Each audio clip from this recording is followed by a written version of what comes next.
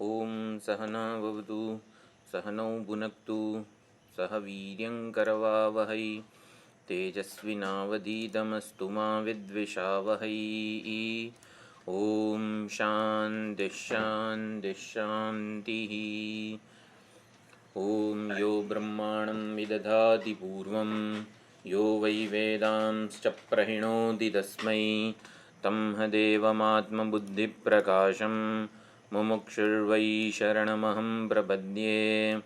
ओम शान्ति शान्ति शान्तिः। हरिः ओम श्री गुरुभ्यो नमः। हरिः ओम।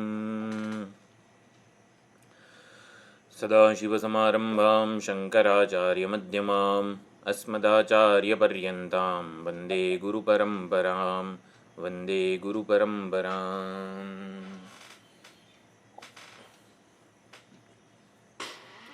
ॐ यैरिमे गुरुभिः पूर्वं पदवाक्यप्रमाणतः व्याख्याताः सर्ववेदान्ताः तान्नित्यं प्रणतोऽस्म्यहम्। श्वेताश्वतर उपनिषद मंगलाचरणમાં तपः प्रभावाद्देव प्रसादाच्च ब्रह्म श्वेताश्वतरोऽथ विद्वान् अत्याश्रमेभ्यः परमं पवित्रं प्रोवाच सम्यग् ऋषिसङ्गजुष्टम्। यस्य देवे परा भक्तिः यथा देवे तथा गुरौ तस्यैते कथिता ह्यर्थाः प्रकाशन्ते महात्मनः। श्वेताश्वतरते स्वस्ति वेदशाखाप्रवर्तिने ब्रह्मज्ञानं स्वशाखोत्थं भिक्षां यच्छाद्यनो मुने। श्वेताश्वतरमन्त्राणां ब्रह्मार्थोपनिषद्गिरां पुण्यकृत्पुण्यतीर्थानां षडध्यायविराजिताम् अवच्छेदत्रयातीतनिर्मलज्ञानमूर्तये मनोगिरां विदूराय दक्षिणामूर्तये नमः। निगमान्तप्रदीपाय निस्सङ्गसुखसंविदे संसारतापनोदाय विद्याश्रीपतये नमः। प्रत्यस्ताखिलभेदाय जगद्विभ्रमसाक्षिणे ज्ञानोत्तममुनीन्द्राय नमः प्रत्यक्सुखात्मने।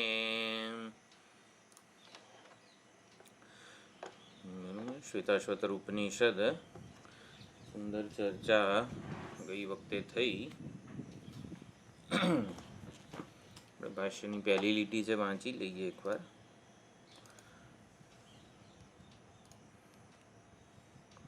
આ ગીતા પ્રેસનું પુસ્તક છે। નિત્યાનંદમ નિરાધારમ નિખિલાધારમવ્યયમ નિગમાદ્યગતમ નિત્યમ નીલકંઠમ નમામ્યહમ।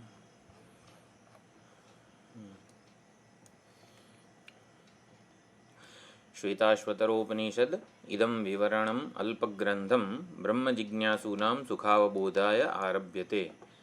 तो श्वेताश्वतर उपनिषदનું આ વિવરણાત્મક જે ભાષ્ય ગ્રંથ છે અલ્પગ્રંથમ જે અત્યંત સરળ છે, કોઈ જટિલ નથી એવું અલ્પગ્રંથ બ્રહ્મ જિજ્ઞાસુઓ માટે સુખાવબોધાય એમને સુખેથી સરળતાથી જ્ઞાન થાય બ્રહ્માત્મ જ્ઞાન લાદે એના માટે આરંભ કરવામાં આવે છે।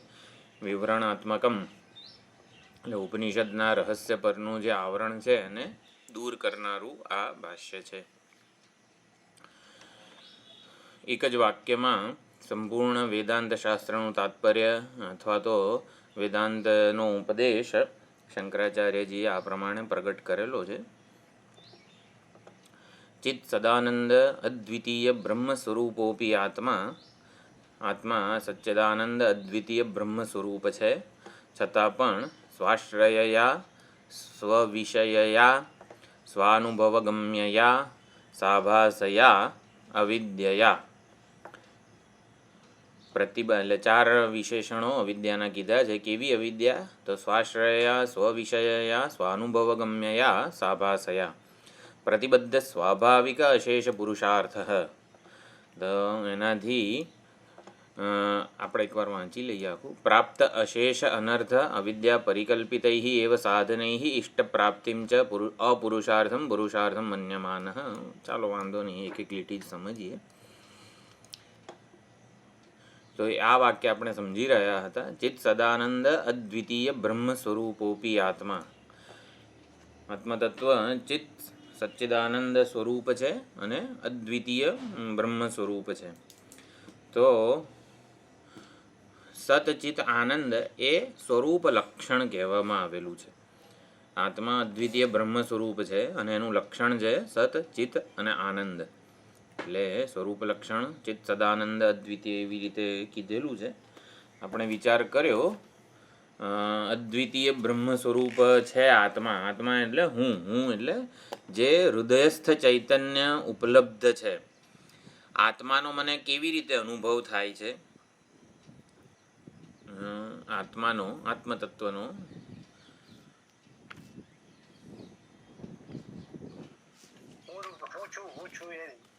હું રૂપે, બરોબર. એટલે આત્માનો અનુભવ નથી થતો અને વગેરે. આત્માનો ક્યારે અનુભવ થશે, દર્શન થશે, એવું બધું વેદાંતનું ઓલું નથી. આત્મતત્વનો વિષયતયા અનુભવ નથી થતો, આ રૂપે અનુભવ નથી થતો. આ ઘડો છે એવી રીતે નથી થતો, ઓબ્જેક્ટિફાયેબલ નથી આત્મા. એટલે કે સબ્જેક્ટનું સ્વરૂપ છે. હું રૂપે સતત અનુભવનો વિષય છે. સતત એના શું છે, એનું જ્ઞાન થઈ રહ્યું છે આપણને. એટલે આત્મતત્વ સ્વયં પ્રકાશ ચૈતન્ય સ્વરૂપ જ છે, છતાં એનું બ્રહ્મત્વ, એનું સર્વાત્મત્વ જે છે ને એ સ્વયં પ્રકાશ નથી. આત્મતત્વ ચૈતન્ય સ્વરૂપે સ્વયં પ્રકાશ છે, પરંતુ એ આત્મતત્વ બ્રહ્મ છે, સર્વ છે, એ ઉપનિષદ કે મહાવાક્યરૂપી પ્રમાણથી જ જણાય એવું છે. આત્મતત્વનું અદ્વિતીયત્વ, આત્મા અદ્વિતીય છે એ મહાવાક્યથી જ જણાય, એના વગર ના જણાય. એટલે આત્માનું બ્રહ્મત્વ કે અદ્વિતીયત્વ, પૂર્ણત્વ એ તો મહાવાક્યરૂપી પ્રમાણથી જ જ્ઞાત થાય છે. એમાં જો એ સ્વયં પ્રકાશ હોત તો આપણને બધાને હું અદ્વિતીય બ્રહ્મ છું એવું જ જ્ઞાન થાત, હુંનું. પરંતુ હુંનું કંઈ અદ્વિતીય બ્રહ્મ સ્વરૂપે જ્ઞાન નથી થતું, અનુભવ નથી થતો. હુંનો તો આ કેવો અનુભવ થાય છે આપણને? એક ઉપાધિમાં પરિચ્છિન્ન છું, સીમિત છું, ઉપાધિ ધર્મોથી આવી રીતે આક્રાંત છું, પ્રભાવિત છું, એવો અનુભવ થાય છે. એટલે અદ્વિતીય બ્રહ્મ સ્વરૂપ છે એ ઉપનિષદ પ્રમાણથી આપણને એનું જ્ઞાન થાય છે. તો અદ્વિતીય બ્રહ્મ સ્વરૂપો આપી આત્મા. હવે અવિદ્યાને લીધે કંઈક એવી ચમત્કારિક વસ્તુ ઘટે છે કે આત્મા તત્વ પોતાના જ મૂળભૂત સ્વરૂપભૂત મહિમાને આવી રીતે ઓળખતો નથી. એટલે અવિદ્યા માટે પ્રમાણ શું છે? અવિદ્યા છે એનું પ્રમાણ શું? એટલે કંઈ વેદાંત શાસ્ત્ર કે શંકરાચાર્યજી નથી પ્રમાણ અવિદ્યા માટે. અવિદ્યાની વાત લાયા ક્યાંથી તમે? શંકરાચાર્યજીને પૂછીએ કે અવિદ્યા તમે ક્યાંય ઉપનિષદોમાં તો અવિદ્યા નામની કોઈ વસ્તુ કીધી નથી. તો કે સ્વાનુભવ ગમ્યયા, કે અવિદ્યા માટે પ્રમાણ શું છે? આપણો અનુભવ. આપણને લાગે છે ને કે હું અજ્ઞાની છું, અહમ અજ્ઞઃ. એટલે હું આવી રીતે જગતને, ઈશ્વરને, મને પોતાને યથાર્થ સ્વરૂપે ઓળખતો નથી, જાણતો નથી. એ અવિદ્યાનો પ્રમાણ છે.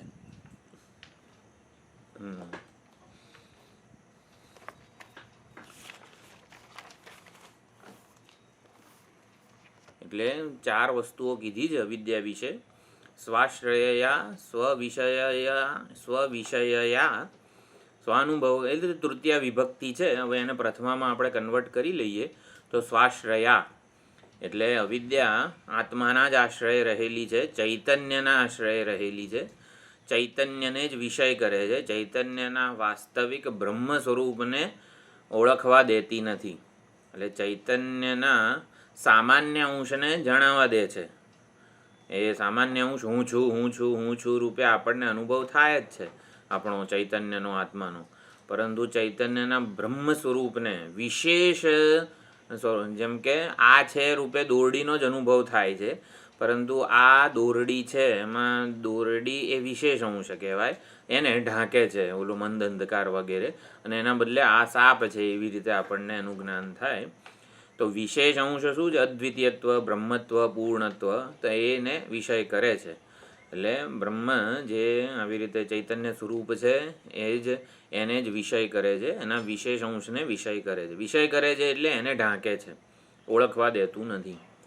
પછી સ્વાનુભવ ગમ્યયા, એટલે કે એના માટે આ વિદ્યાની આટલી બધી વાતો અને આટલા બધા ગ્રંથો રચાયા છે, એના માટે પ્રમાણ શું છે?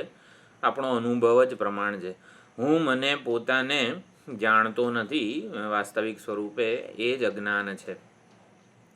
એટલે પોતાનો આપણે વિચાર કર્યો કે સ્વાનુભવ, અવિદ્યાનો અનુભવ કોને થાય છે? ચિદાભાસને થાય છે. એટલે ચિદાભાસ જ પોતાને હું અજ્ઞાની છું એવો અનુભવ કરે છે. એ ચિદાભાસ પોતાનો હું અજ્ઞાની છું એવી રીતે અનુભવ કરે છે, જ્યારે સાક્ષી ચિદાભાસના હું અજ્ઞાની છું એ અનુભવને ઉજાળે છે. એ ચૈતન્યનું જે વાસ્તવિક સ્વરૂપ છે, સાક્ષી કે દૃંગ માત્ર સ્વરૂપ કીધેલું છે, એ ચિદાભાસના પ્રત્યેક અનુભવને ઉજાળે છે. તો સ્વાનુભવ ગમ્યયા અને સાભાસયા. તો સાભાસયા એટલે ચિદાભાસથી. અવિદ્યા જે છે ને એ વ્યાવહારિક છે. એટલે આપણો બધો જ વ્યવહાર જે છે, અત્યારે બોલી રહ્યો છું, તમે લોકો સાંભળી રહ્યા છો, આપણે બધા આવી રીતે ઇન્ટરેક્શન, કમ્યુનિકેશન કરી રહ્યા છીએ, આ બધો વ્યવહાર આવિદ્યક છે. એટલે કે ચિદાભાસ વડે થાય છે. ચિદાભાસ વગર વ્યવહારની સિદ્ધિ થઈ શકે એમ નથી. કઈ રીતે? ઉપદેશશાસ્ત્રીમાં ઘણી બધી ચર્ચા થઈ છે. અત્યારે મારે તિલક કરવું હોય અહીંયા કપાળમાં, તો મારી પાસે દર્પણ સિવાય બીજું કોઈ સાધન નથી. દર્પણમાં જે પ્રતિબિંબ દેખાય છે એ પ્રતિબિંબના કપાળમાં જોઈને હું તિલક કરું છું. જો દર્પણ ના હોય મારી પાસે, તો મારી પાસે કોઈ સાધન નથી તિલક કરવાનું. એટલે દર્પણમાં પ્રતિબિંબને જોઈને તિલક કરું છું, અને પ્રતિબિંબ નામની વસ્તુ હકીકતમાં છે જ નહીં. એટલે જે નથી હકીકતમાં, એના આધારે તિલકરૂપી વ્યવહાર થાય છે. પ્રતિબિંબના કપાળને જોયા વગર હું તિલક કરી જ ના શકું. એટલે પ્રતિબિંબમાં જોઈને જ, પ્રતિબિંબિત કપાળને જોઈને જ તિલક કરીએ છીએ. એટલે કે પ્રતિબિંબ જે છે ને એ ચિદાભાસ છે. એટલે તિલકરૂપી વ્યવહાર ચિદાભાસને આધારે જ થાય છે, એના વગર એકે વ્યવહાર થઈ ના શકે. એટલે ચિદાભાસની ચિદાભાસ મિથ્યા થયો. હા, ચિદાભાસ મિથ્યા થયો એટલે બધો વ્યવહાર મિથ્યા થયો. મિથ્યા જ છે. બધો જ વ્યવહાર ભ્રમ છે, વહેમ છે, મિથ્યા છે. આપણે ઘણીવાર વિચાર કર્યો, અત્યારે તો લાગે જ છે ને કે હું બોલું છું ને તમે સાંભળો છો, હું જોઉં છું તમે જુઓ છો એકબીજાને વગેરે. અત્યારે લાગે જ છે, સાચો જ છે ને? નહીં. ચિદાભાસ જ્યાં હોય ત્યાં બધો વ્યવહાર મિથ્યા છે. ચિદાભાસ એટલે હું બોલનાર છું. હવે હકીકતમાં છે ને હું બોલનાર છું એવું છે જ નહીં. હૃદયમાં વિચારો સ્ફુરી રહ્યા છે પરમાત્માની કૃપાથી, અને એને વાણી અભિવ્યક્ત કરી રહી છે. બોલનાર કોઈ નથી. બોલનાર એટલે શું? હા, પરમાત્માના સંકલ્પથી બધો વ્યવહાર. હા, જગત ચાલી રહ્યું. શરૂઆતમાં એવું આપણે શ્રદ્ધાપૂર્વક સ્વીકારીએ કે પરમાત્માના સંકલ્પથી જ હૃદયમાં વિચારો સ્ફુરી રહ્યા છે, વાણી એને અભિવ્યક્ત કરી રહી છે. આપણે એટલે ચિદાભાસ ખાલી મિથ્યાભિમાન કરે છે કે હું બોલું છું. ખબર છે, થોડું કલાક બોલીએ તો ગળું દુખે છે. કોનું ગળું દુખે? ઉપાધિનું ગળું દુખે? ના, ચિદાભાસનું ગળું દુખે છે. જે એવું અભિમાન સેવે એનું જ ગળું દુખે. વાણીને તો ખબર જ નથી, વાણી તો બોલ્યા જ કરવાની છે. એટલે ચિદાભાસનું જ ગળું દુખે છે. એટલે જે ચાલો આપણે સમજવાનું છે કે પ્રત્યેક વ્યવહાર ચિદાભાસ કરે છે. વ્યવહાર વિશેનો દરેકે દરેક ખ્યાલ ચિદાભાસ જ સેવે છે, અને એ ચિદાભાસ જ મિથ્યા છે. એવું બ્રહ્મસૂત્રમાં પણ કીધું કે સર્વમ લૌકિકો વૈદિકો વ્યવહાર અધ્યાસમૂલક આવિદ્યક એવ, જે અધ્યાસ ભાષ્યમાં પશ્વાદિભિશ્ચ વિશેષાત કરીને જે બધી ચર્ચા થઈ એમાં વ્યુત્પન્ન ચિત્તાનામ વગેરે કરીને જે ડાયા ડમરા શું કહેવાય એને, બુદ્ધિશાળી વ્યક્તિઓ જે છે આપણા જેવા સભાન વ્યક્તિઓનો પણ વ્યવહાર ભ્રમ જ છે, વહેમ જ છે. બ્રહ્મસૂત્રમાં એવી રીતે ચર્ચા થઈ. કોઈ ઉન્મત્તનો વ્યવહાર જે જ્ઞાન છે એ પણ ચિદાભાસમાં છે અને જે જ્ઞાન થાય છે એ પણ ચિદાભાસમાં છે. હા આપણે એક વાક્ય બોલો, અજ્ઞાન વ્યાવહારિક છે. વ્યાવહારિક છે એટલે બંધન અને મોક્ષ પણ વ્યાવહારિક છે. એટલે અજ્ઞાન એટલે શું છે, જેવો યક્ષ તેવો બલી.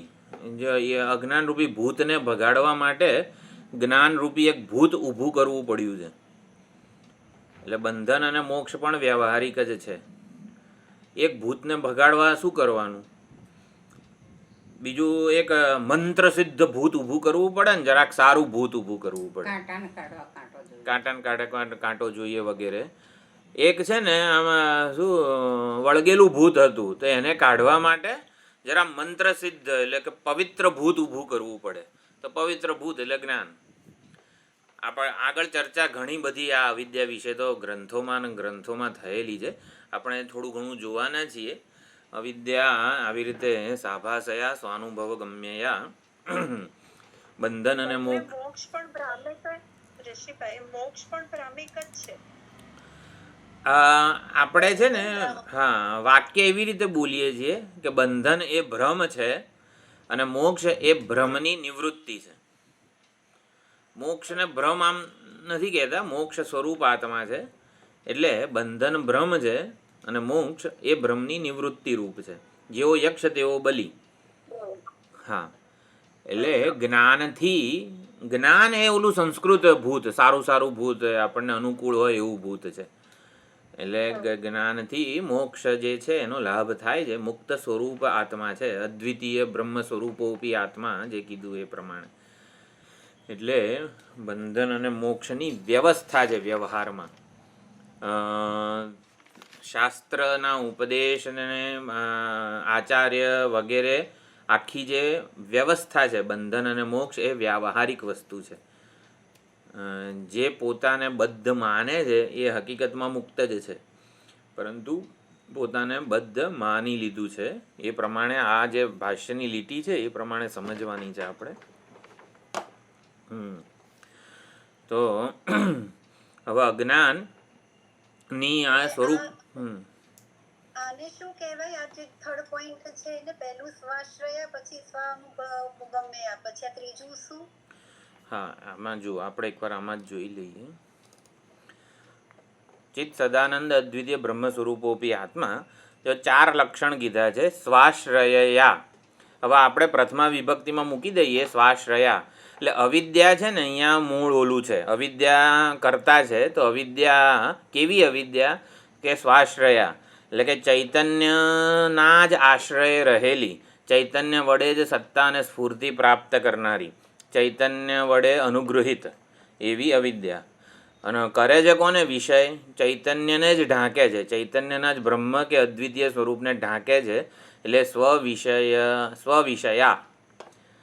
એટલે સ્વ જે છે ને એ ચૈતન્યને જાય છે, ચૈતન્યના જ આશ્રય રહેલી છે, ચૈતન્યને જ વિષય કરે છે. સ્વવિદ્યા સ્વાનુભવ ગમ્ય. તો અવિદ્યાનો અનુભવ કોને થાય છે? કોણે કીધું અવિદ્યા છે? અવિદ્યામાં પ્રમાણ શું છે? તો કે સ્વાનુભવ. ચૈતન્ય જ પોતાને અજ્ઞાની છું એવો અનુભવ કરે છે. આપણે એમાં જરાક ઉમેર્યું કે ચિદાભાસને અનુભવ થાય છે કે હું અજ્ઞાની છું. એટલે ત્રીજું છે સ્વાનુભવ ગમ્યયા અને સાભાસયા, એટલે કે આભાસ રૂપે એ વર્તમાન છે. ચિદાભાસ વગેરે, ચિદાભાસ નામની સિદ્ધિ જે છે એ આમ તો અહમ વૃત્તિ સાથે ચૈતન્યનું જે તાદાત્મ્ય અધ્યાસ થાય છે એટલે એને ચિદાભાસ કહેવામાં આવે છે. પરંતુ અહમ વૃત્તિ સાથે તાદાત્મ્ય અજ્ઞાનને લીધે થયું, ચાલો ચૈતન્યનું. તો એ અજ્ઞાન પાછું આવ્યું ક્યાંથી? તો એ પણ અજ્ઞાન કલ્પિત જ છે. એટલે અજ્ઞાન પોતે પણ કલ્પિત છે, એટલે આભાસ રૂપ કીધું છે. અજ્ઞાન નામની વસ્તુ હકીકતે નથી, વ્યવહાર માટેની કલ્પના થઈ છે. જેમ દર્પણની કલ્પના થયેલી છે તિલકરૂપી વ્યવહાર માટે, એમ બંધન, મોક્ષ, જ્ઞાન, ભ્રમ, દુઃખ આ બધું સમજવું કઈ રીતે? હું બ્રહ્મ છું તો પછી દુઃખી કેમ છું? આ બધી વ્યવસ્થા સમજાવવા માટે અજ્ઞાનની કલ્પના થયેલી છે. અજ્ઞાન નામની વસ્તુ નથી, પરંતુ જેમ કે તિલકરૂપી વ્યવહાર કરવા માટે દર્પણની કલ્પના થઈ છે, એવી રીતે આ બધી જે શાસ્ત્રોક્ત ઉપદેશ, જ્ઞાન ગ્રહણ વગેરે બધા માટે અજ્ઞાનની કલ્પના થયેલી છે. અજ્ઞાન સ્વયં કલ્પિત છે, કંઈ સાચી વસ્તુ નથી, એટલે એને વ્યાવહારિક કીધેલું છે, પારમાર્થિક વસ્તુ નથી એમ. એટલે હું સુખી દુઃખી કરતા ભોગતા છું એ આ સાભાસયા નામનો આ જે સાભાસયા જે છે ને, એટલે સાભાસ છે, એ ચિદાભાસને અનુભવ થાય છે કે હું કરતા ભોગતા સુખી દુઃખી છું વગેરે વગેરે. એટલે અનુભવ. તો હવે અજ્ઞાનના સ્વરૂપ લક્ષણ વિશે બધી વાત થઈ. તો અજ્ઞાનનો મહિમા એટલે અજ્ઞાન કરે છે શું? બેઠું બેઠું શાંતિથી બેઠું હોત તો કંઈ વાંધો નહોતો, પરંતુ એ શું કરે છે? તો એ વિક્ષેપ ઊભો કરે છે. શું છે? પ્રતિબદ્ધ સ્વાભાવિક અશેષ પુરુષાર્થ પ્રાપ્ત અશેષ અનર્થ. જો આ પુરુષાર્થ રામ છે, એટલે કરતા કોણ છે અહીંયા? ચિત્ત સદાનંદ અદ્વિતીય બ્રહ્મ સ્વરૂપોપી આત્મા. એટલે આત્માનો જ જે ઓલો છે એ આવી રીતે અશેષ શું છે? પ્રતિબદ્ધ સ્વાભાવિક અશેષ પુરુષાર્થ આત્મા પ્રાપ્ત અશેષ અનર્થ આત્મા. કે જે ચૈતન્ય સ્વરૂપ આત્મા છે, બ્રહ્મ છે, એ જ આવી રીતે પ્રતિબદ્ધ સ્વાભાવિક અશેષ પુરુષાર્થ. તો બધા અશેષ પુરુષાર્થ એટલે સુખ, બધા પ્રકારનું જે સુખ છે એ પ્રતિબદ્ધ થઈ ગયું છે. કઈ રીતે? અવિદ્યાને લીધે. તો અવિદ્યાને લીધે જ સકળ પુરુષાર્થ પ્રતિબદ્ધ છે, એટલે કે પોતાને સુખથી વંચિત માને છે, શાંતિ સલામતી વગેરેથી વંચિત માને છે ચૈતન્ય પોતાને. દુઃખી વગેરે શું છે? Lacking and wanting. ચૈતન્યમાં ખરેખર કોઈ માગણી, જરૂરિયાત સંભવતી નથી. એક સેકન્ડ માટે વિચારો કે આપણે આ શરીર, ઇન્દ્રિય, મન, બુદ્ધિ નથી. એક સેકન્ડ માટે આપણે શું જરૂર છે? કોની ઈચ્છા છે? હું આ શરીર, ઇન્દ્રિય, મન, બુદ્ધિ નથી, તો હવે શું? કઈ તમારે માગો એ વરદાન બોલો, શું જોઈએ છે? ભગવાન કે ધારો કે ખાલી તમારે શરીર, પોતાને શરીર, ઇન્દ્રિય, મન, બુદ્ધિ માનવાના નહીં. ભગવાન પ્રગટ થયા, કોઈ જરૂરિયાત જ નથી, કંઈ માગી જ ના શકીએ આપણે, ઈચ્છા જ ના જન્મે. એટલે પ્રતિબદ્ધ સ્વાભાવિક અશેષ પુરુષાર્થ. એટલે પોતાને ઉપાધિ માને ને તો જ માગણી, જરૂરિયાત વગેરે બધું થાય. આ આખું જે વાક્ય છે ને એ પોતાની રીતે નિધિધ્યાસન, વિચાર, આત્મચિંતન, આત્મ અનુસંધાનનું પૂરતું ભાથું પૂરું પાડે એવું છે. એટલે અવિદ્યાથી સકળ પુરુષાર્થ એટલે સુખ, શાંતિ, સલામતી કહી શકાય. તો એ પ્રતિબદ્ધ થઈ ગયા છે. સુખ, શાંતિ, સલામતી ક્યાંક છે, મારાથી ક્યાંક બીજે છે. દસમો પોતાને જાણતો નથી. એવી રીતે પ્રતિબદ્ધ અશેષ દશમઃ. તો દસમો ખોવાઈ ગયો, દસમાને મારે શોધવાનો છે, પ્રાપ્ત કરવાનો છે વગેરે. એટલે કોણ આવું વિચારે છે? દસમું પોતે જ વિચારે છે. એટલે અશેષ પુરુષાર્થ, જે સ્વયં પુરુષાર્થ સ્વરૂપ છે. પુરુષાર્થ એટલે પુરુષૈહિ અર્થ્યતે. તો માણસ ઈચ્છા શેની કરે છે? સુખની. તો સુખ એટલે પુરુષાર્થ કહેવાય. સુખ, શાંતિ, સલામતી અવિદ્યાને લીધે પ્રતિબદ્ધ થઈ ગયા છે.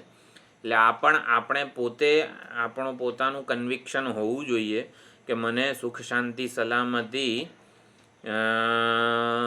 થી હું વંચિત જણાતો હોઉં તો એ કેવળ અવિદ્યાને લીધે જ છે. અવિદ્યા એટલે શું? મારા સાચા સ્વરૂપને ન જાણવાને લીધે જ મને હું સુખ, શાંતિથી વંચિત અનુભવું છું, માનું છું. અનુભવું તો નથી, માનું છું ખાલી. એટલે અવિદ્યાથી સકળ પુરુષાર્થ પ્રતિબદ્ધ થઈ ગયા છે. ભલે ને છાને મને ઊંઘી રહીશું, એમાં શું છે? ધારો કે સુખ, શાંતિ, સલામતી પ્રતિબદ્ધ થઈ ગયા છે, તો 24 કલાક ઊંઘીશું. નહીં નહીં, એ અવિદ્યા ઊંઘવાય નથી દેતી. પ્રાપ્ત અશેષ અનર્થ. અશેષ એટલે સંપૂર્ણ બધા અનર્થોની પ્રાપ્તિ થાય છે પાછી. એટલે સ્વાભાવિક પુરુષાર્થ જે છે, સ્વાભાવિક સુખ પ્રતિબદ્ધ થાય છે અને અશેષ અનર્થો ઉદ્ભવે છે. અવિદ્યાને લીધે ખાલી આપણા સ્વરૂપને ઢાંકતી હોત તો કંઈ વાંધો નથી, પાછી રવાડે ચડાવે છે. શું છે એને?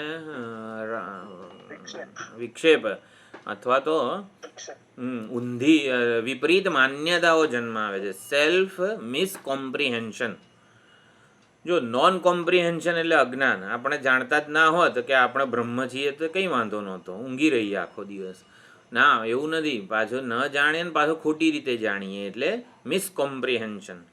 તો અવિદ્યાની વ્યાખ્યા વેદાંતમાં સેલ્ફ મિસકોમ્પ્રિહેન્શન છે, નોન કોમ્પ્રિહેન્શન નથી.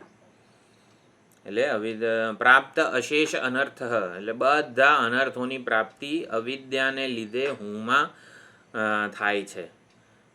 જો દેહને અનર્થની પ્રાપ્તિ થાય એમાં કંઈ આપણને વાંધો નથી, પરંતુ હુંમાં અનર્થની પ્રાપ્તિ એટલે હુંમાં દુઃખ, માગણી, જરૂરિયાતો, અલ્પતા, અધૂરપ, અસંતોષ, અસ્વસ્થતા, આ બધું મને શરીરમાં અનુભવાતું હોત તો બુદ્ધિમાં બી સંસ્કૃત યાર હવે બહુ 70 વર્ષ થયા, હવે નથી ભણવું કે ચાલશે, વાંધો નહીં, અત્યારે વેદાંત શ્રવણ કરીએ, એવું હોત તો વાંધો નહીં. મને સંસ્કૃત નથી આવડતું. એટલે જો બાજુવાળાને પૂછે તરત વિભક્તિઓ બોલે છે.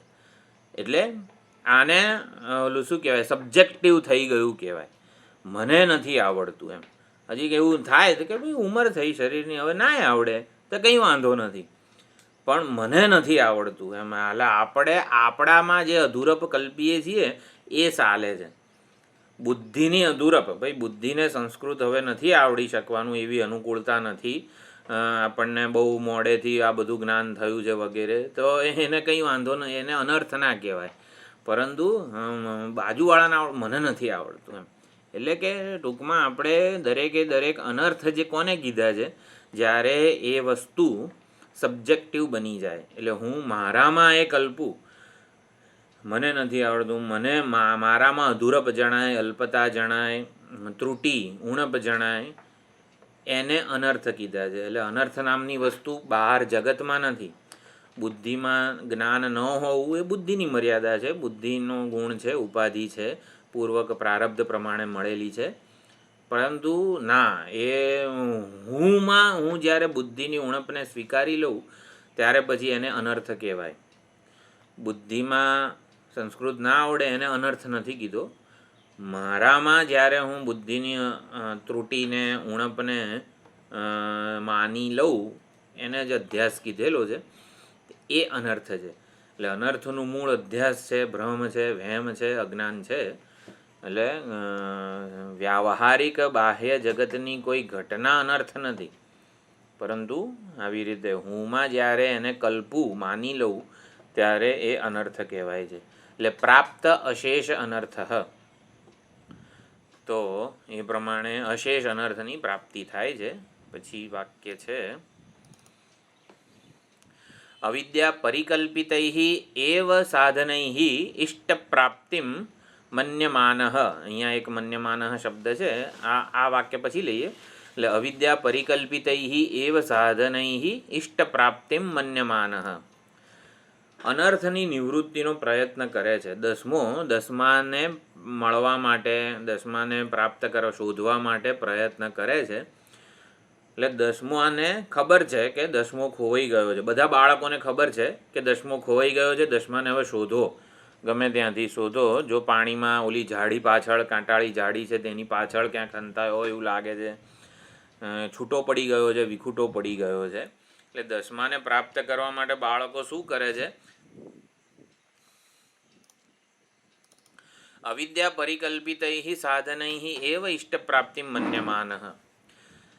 અવિદ્યા પરિકલ્પિત સાધનો વડે, એટલે શું? જે દસમાને મેળવવાના, દસમાને શોધવાના જેટલા પણ પ્રયત્નો કરે છે એ બાળકો, એ બધા પ્રયત્નો માટે જે સાધનો અપનાવે છે એ બધા સાધનો અવિદ્યાથી કલ્પાયેલા છે. એટલે દસમાને શોધવા માટે એ લોકો સૂક્ષ્મ શું ઓલું દૂરબીન દૂરથી આમ દસમો દેખાઈ જાય ને એવા સાધનો શોધ્યા. આકાશમાં ક્યાંક ઉડી તો નથી ગયો ને એને પાંખો આવી ગઈ તો એના માટે એરોપ્લેન શોધ્યું, જેટ અને રોકેટ શોધ્યા. કદાચ દસમો ઉડીને મંગળ પર તો નથી ગયો ને એમ કરીને મંગળ પર જોવા ગયા. સ્ટીમરમાં ને સબમરીનમાં ને બધા સાધનો વિકસાવ્યા. બધા 10 છોકરાઓએ દસમાને શોધવા માટે કયા સાધનો લીધા? આ સ્ટીમર ને ઓલું ને ઇન્ટરનેટ ને ગૂગલ ને હા તો આ બધા સાધનો અવિદ્યાથી જ કલ્પાયેલા છે. એટલે અવિદ્યા પરિકલ્પિતૈ એવ સાધનૈ મળી જશે. મંગળ પર દસમો મળી જશે 100%. એટલે ઈષ્ટ પ્રાપ્તિમ દસમો મળી જશે. ઈષ્ટ પ્રાપ્તિમ મન્યમાનઃ હું જે સાધન કરું છું દુઃખ નિવૃત્તિનો, અપૂર્ણતાથી છૂટવાનો અને સુખ શાંતિ સલામતી મેળવવાનો પ્રયત્ન, મને ખબર છે મારે કઈ રીતે સુખી થવું છે, મારે ખબર છે અપૂર્ણતાથી કઈ રીતે છૂટાય. થોડું ધન ભેગું કરી લઈશ, અપૂર્ણતાથી છૂટી લઈશ અને સુખેથી શાંતિથી જીવીશ. થોડા સ્વજનોનો સાથ હશે, સ્વજનોનો મને આવી રીતે લાગણી મળી રહેશે એટલે હું સુખી થઈ જઈશ, મારે અપૂર્ણતાથી છૂટી જઈશ. પછી શું બીજો પ્રયત્ન કરીએ છીએ આપણે? ધન પ્રાપ્તિનો, સ્વજનોનો, થોડા કર્મો કરીએ છીએ, સત્કર્મો, જેથી આપણે ઈષ્ટાપૂર્ત કર્મો કે ટૂંકમાં સેવા કાર્યો વગેરે કંઈક થોડીક આપણી કંઈક પ્રતિષ્ઠા હોય. થોડું દાન ધર્મ કરીએ, તપ કરીએ, એકાદશી કરીએ, ગીતા પારાયણ કરીએ. થોડાક આમ આવી રીતે કંઈક 2 માણસો પૂછે આપણને, હા તમે આવું કરો છો, હા. એટલે આ બધા સાધનો અવિદ્યા. જો સાધનોની અહીંયા કંઈ એ નથી, નિંદા કઈ થઈ રહી છે? અવિદ્યા પરિકલ્પિત વસ્તુની નિંદા થઈ રહી. આનાથી હું દસમો સબમરીનમાં શોધે તો કંઈ વાંધો નથી, એને અનેક બધી એની બુદ્ધિને વિકાસ થાય ને બધુંય થાય, પરંતુ આના દ્વારા દસમો મળશે. એટલે હું ગીતા તે જે કંઈ પણ સત્કર્મો કરીશ, યજ્ઞ દાન તપ કરીશ, એની પાછળ એની બુદ્ધિ કઈ છે કે આનાથી દસમો મને મળશે. એ ખાલી એ જે ભ્રમ છે ને એની નિંદા થાય છે. જ્યાં ક્યાંય પણ નિંદા થતી હોય ને આપણા શાસ્ત્રમાં કે સત્સંગમાં, એ અજ્ઞાનની થાય છે. અજ્ઞાન જે ભ્રમ જન્માવે છે એની થાય છે, બીજા કોઈની થતી નથી. એટલે વૈદિક સાધનોની કે આપણા પ્રયત્નોની નિંદા નથી થતી, એ પ્રયત્નો પાછળ કંઈ આપણી માન્યતા રહેલી છે એની નિંદા થાય છે. એટલે જ્યારે પણ શાસ્ત્રમાં શંકરાચાર્યજીના ભાષ્યમાં ઘણીવાર આવે કે કર્મ બંધનનું કારણ છે, કર્મ કરીએ તો બંધાઈ જઈએ વગેરે વગેરે, ત્યારે સમજવાનું કે આપણે જે કંઈ પણ કર્મ કરીએ, અત્યારે બોલી રહ્યા છીએ તો બોલવાનું કર્મ કરીએ ત્યારે મારા વિશેની સમજ શું છે, હું કરતા ભોગતા છું વગેરે જે સમજ છે, અથવા તો એને કહેવાય કે અવ્યવસાયાત્મિકા બુદ્ધિ. જો બીજા અધ્યાયનો સંદર્ભ હોય, વ્યવસાયાત્મિકા બુદ્ધિ અને અવ્યવસાયાત્મિકા બુદ્ધિ, તો અવ્યવસાયાત્મિકા બુદ્ધિ હોય કર્મ કરતી વખતે તો પછી બંધન છે, અનર્થ છે, બધું છે. પરંતુ વ્યવસાયાત્મિકા બુદ્ધિ એટલે કાં યોગ બુદ્ધિ અથવા સાંખ્ય બુદ્ધિ, હું ઈશ્વરનો સેવક છું ને આવી રીતે ઈશ્વરની પ્રસન્નતા માટે આ બોલું છું, એટલે ઈશ્વરને સમર્પિત કરવા માટે આ વાણી પવિત્ર થાય એટલા માટે સત્સંગ વગેરે શ્રવણ વગેરે કરીએ છીએ. ઈશ્વરાર્થ કર્મ જે હોય ને એ યોગ બુદ્ધિ છે. ને સાંખ્ય બુદ્ધિ એટલે તો કરતા ભોગતા હું નથી એવી બુદ્ધિ. તો કર્મ કરતી વખતે આવી યોગ બુદ્ધિ કે સાંખ્ય બુદ્ધિ હોય તો કંઈ વાંધો નથી, અનર્થ નથી. પરંતુ અવ્યવસાયાત્મિકા બુદ્ધિ જ અનર્થનું મૂળ છે. તો એ પ્રમાણે આપણી ચર્ચા ક્યાં હતી? અવિદ્યા પરિકલ્પિતૈ એવ સાધનૈ ઇષ્ટ પ્રાપ્તિમ મન્યમાનઃ. માણસ સુખી થવાનો પ્રયત્ન કરે છે, દુઃખથી છૂટવાનો પ્રયત્ન કરે છે, પૂર્ણતા પ્રાપ્ત કરવાનો પ્રયત્ન. કોઈક રીતે મારામાં કોઈ પ્રકારની અપૂર્ણતા ન હોય. હું થોડો ઘણો ભણેલો હોવો જોઈએ, મારી પાસે ધન હોવું જોઈએ, મારી પાસે સ્વજનો હોવા જોઈએ, મારી પાસે આવી પ્રતિષ્ઠા હોવી જોઈએ. એટલે શારીરિક, માનસિક, બૌદ્ધિક, સામાજિક કોઈ સ્તરની અપૂર્ણતા મારામાં ન હોવી જોઈએ. તો એ અપૂર્ણતાથી છૂટવાનો પ્રયત્ન જે કરે છે માણસ, એ કેવો કરે છે? ધન મેળવીને કરવું. ધન મેળવીને કરવું એનો વાંધો નથી, પરંતુ અવિદ્યા પરિકલ્પિતૈ એવ સાધનૈ, એટલે જેટલા સાધનો એ અજમાવે છે અપૂર્ણતાથી છૂટવાના, પૂર્ણતાને પ્રાપ્ત કરવાના, એ બધા અવિદ્યા વડે કલ્પાયેલા છે. અવિદ્યા વડે કલ્પાયેલા છે એટલે શું? હું કરતા ભોગતા છું એવું માનીને જો આપણે બધુંય કરીએ ને, મેં કીધું કે આ સત્સંગ કરીએ ને પારાયણ કરીએ ને આ તે જે કંઈ પણ કરીએ પોતાને કરતા ભોગતા માનીને કરીએ ને તો અવિદ્યા પરિકલ્પિત હિ સાધન હિ કહેવાય. પરંતુ એ જ સાધનો, એ જ કર્મો જો યોગ બુદ્ધિ કે સાંખ્ય બુદ્ધિથી થતા હોય તો કંઈ વાંધો નથી, તો એ અવિદ્યા પરિકલ્પિત નથી. આ ભેદ થોડો સમજાયો છે ને? અવિદ્યા પરિકલ્પિતૈ એવ સાધનૈ એટલે શું? અવિદ્યાથી કલ્પાયેલા સાધનોને પકડીને સુખી થવાનો પ્રયત્ન કરે છે. એટલે અવિદ્યા જે કંઈ પણ સાધનો છે બધા વ્યવહારના ક્ષેત્રમાં જ છે. કર્મ, ઉપાસના કે જે કંઈ પણ આપણે ધન પ્રાપ્તિનો, સ્વજનોની લાગણી મેળવવાનો બધો પ્રયત્ન વ્યવહારમાં જ છે. તો એ વ્યવહારમાં ગમે તે કરીએ અવિદ્યા કલ્પિત નહીં. અવિદ્યા ક્યાં રહેલી છે? અવિદ્યા આવી રીતે ખોટી સમજમાં રહેલી છે. એટલે ખોટી સમજપૂર્વક જે કંઈ પણ કરીએ ને બધું અવિદ્યા કલ્પિત કહેવાય. સાચી સમજપૂર્વક જે કંઈ પણ કરીએ સીધું જ્ઞાન કે આવી રીતે આધ્યાત્મિક ઉન્નતિ કરનારું થશે, અજ્ઞાનથી છોડાવનારું થશે. એટલે અવિદ્યા પરિકલ્પિત સાધનોથી ઇષ્ટ પ્રાપ્તિનો પ્રયત્ન કરે છે. થોડુંક સમજવું હોય તો શું કહેવાય, અણસમજ કે મૂર્ખામીથી સુખી થવાનો પ્રયત્ન કરે છે. એટલા માટે એવું બતાવવા માટે ભાષ્યકારે શબ્દ મૂક્યો અપુરુષાર્થમ પુરુષાર્થમ મન્યમાનઃ. ગેરસમજ કહેવાય, ગેરસમજ, અણસમજ, થોડીક આમ કહેવાય ને અક્કલ શબ્દ છે, બેવકૂફી જેને કહેવાય ને બેવકૂફ, એવું કરે છે. અપુરુષાર્થમ પુરુષાર્થમ મન્યમાનઃ. તો જે હકીકતમાં પુરુષાર્થ નથી એને અપનાવે છે પુરુષાર્થ સ્વરૂપે. ઓલા રાવણને શું થયું હતું? આ સ્વર્ગમાં પહોંચવાની એક સીડી બનાવી દઉં એટલે એના ઉપર ચડીને સીધો સ્વર્ગમાં પહોંચી જવાય. એ કોણ કર્મોને બધું કરે, અગ્નિહોત્રને બધું? સ્વર્ગમાં પહોંચવાની એક સીડી બનાવી દઉં. તો આ અપુરુષાર્થમ પુરુષાર્થમ મન્યમાનઃ. તો પોતાની ગેરસમજથી આવી રીતે સાધનો કલ્પે છે, જે પુરુષાર્થ નથી એને પુરુષાર્થ માને છે. તો આ પ્રમાણે આ બધું અજ્ઞાનનું કાર્યક્ષેત્ર છે. અજ્ઞાન આવી રીતે આપણને રવાડે ચડાવે છે. અપુરુષાર્થમ પુરુષાર્થમ મન્યમાનઃ. જે હકીકતમાં પુરુષાર્થ નથી એમાં જ આપણી બધી મહેનત, પ્રયત્ન, શક્તિ, સામર્થ્ય બધું ખર્ચાઈ દે છે. એટલે આપણે થાકી જઈએ. પછી અજ્ઞાન આવ્યું ક્યાંથી, કેમ આવ્યું, કોણ લાવ્યું વગેરે બધી ચર્ચા આપણે વિચાર કર્યો. ઝાડ નીચે બેઠા હોઈએ અને ઉપરથી સાપ પડે તો એ સાપ કોણ આવ્યો, ક્યાંથી લાવ્યો, કયા રંગનો છે અને કયા ઝેરી છે કે નહીં, કઈ જાતિનો છે, એવો બધો કોઈ પ્રશ્ન કે પૂછવા કે જાણવા બેસાય નહીં. સીધો એને કાઢવો પડે અથવા તો પોતે ભાગી જવું પડે. એટલે એ પ્રમાણે અવિદ્યાનો વર્તમાન અનુભવ છે આપણને. ભાઈ છે અવિદ્યા, આવી રીતે હું અજ્ઞાની છું, ઈશ્વરના, જગતના મારા સાચા સ્વરૂપને જાણતો નથી. તો હવે એનાથી છૂટવાનો પ્રયત્ન કરવો પડે. અવિદ્યાથી છૂટવાનું આવા પૂરું થશે હમણાં. એટલે આગળ અવિદ્યા વિશે થોડુંક વિચારી લઈએ. બે પ્રકારની વિચારણા છે અવિદ્યા વિષયક, સ્વરૂપ વિષયક. વિવરણ પ્રસ્થાન અને ભામતી પ્રસ્થાન. આ બે વિશે કોઈએ સાંભળેલું છે? વિવરણ પ્રસ્થાન અને ભામતી પ્રસ્થાન. શબ્દ સાંભળે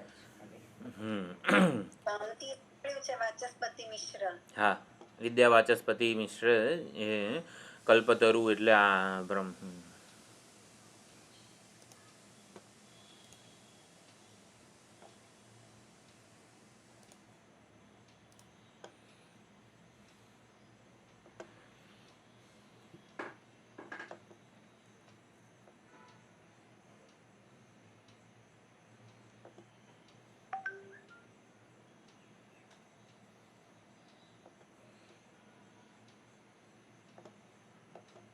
Recording in progress.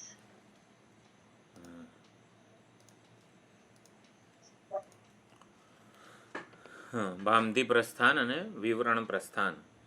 આપણા જે આચાર્યો છે, આપણા સ્વામીજીના ગુરુજી વગેરે બધા એ વિવરણ પ્રસ્થાનની વિચારણાને અનુસરે છે. બંને વેદાંતના જ આચાર્યો છે. બંને વિચારણા વેદાંત શાસ્ત્રની જ અનુસરનારી છે. ભામતી પ્રસ્થાન એટલે વિદ્યાવાચસ્પતિ એટલે બ્રહ્મસૂત્ર પરની જે ટીકા છે એ ભામતી પ્રસ્થાન છે. અને આપણા પૂજ્ય સ્વામીજી, દયાનંદજી વગેરે બધા જે છે વિવરણ પ્રસ્થાનના આચાર્યો કહેવાય છે. વિવરણ પ્રસ્થાન એટલે બંનેમાં સમજ જે મૂળભૂત ભેદ છે, વિવરણ પ્રસ્થાનના આચાર્યો એટલે કે આપણે બધા શ્રોતાઓ વગેરે બધા એવું માને છે કે મહાવાક્યના શ્રવણથી અપરોક્ષ જ્ઞાન થાય. એટલે શ્રવણ કાળે જ અપરોક્ષ જ્ઞાન થાય. એટલે કે અપરોક્ષ જ્ઞાન, સાક્ષાત્કાર વગેરે શબ્દો જો હોય તો વગેરે એની અનુકૂળતા શ્રવણ કાળે સર્જાય છે. મહાવાક્યના શ્રવણ કાળે જ જ્ઞાન અપરોક્ષ બને છે, સાક્ષાત્કાર પર્યંતનું જ્ઞાન થાય છે શ્રવણ કાળે. એ શ્રવણ કાળે એવું વાતાવરણ સર્જાય છે કે જ્ઞાન અપરોક્ષજન થાય, સાક્ષાત્કાર થાય વગેરે. ભામતી પ્રસ્થાનવાળા એવું માને છે કે શ્રવણથી પરોક્ષ જ્ઞાન જ જન્મે અને એને અપરોક્ષ બનાવવા માટે તમારે નિધિધ્યાસન કરવું પડે. એટલે શ્રવણ કાળે જ્ઞાન અપરોક્ષ ના થાય, શ્રવણ કાળે જે જ્ઞાન થાય એને અપરોક્ષ બનાવવા માટે નિધિધ્યાસન કરવું પડે. એટલે કે નિધિધ્યાસન દરમિયાન એવું વાતાવરણ સર્જાય છે કે જ્યાં જ્ઞાન અપરોક્ષ બને. આ ભામતી પ્રસ્થાન છે. અને ઓલું આપણે જે મતને અનુસરીએ છીએ સિદ્ધાંતને, એમાં શ્રવણ કાળે જ અપરોક્ષ જ્ઞાન થાય છે. બરોબર. એટલે મહાવાક્યનું શ્રવણ જ આપણા માટે અગત્યનું છે.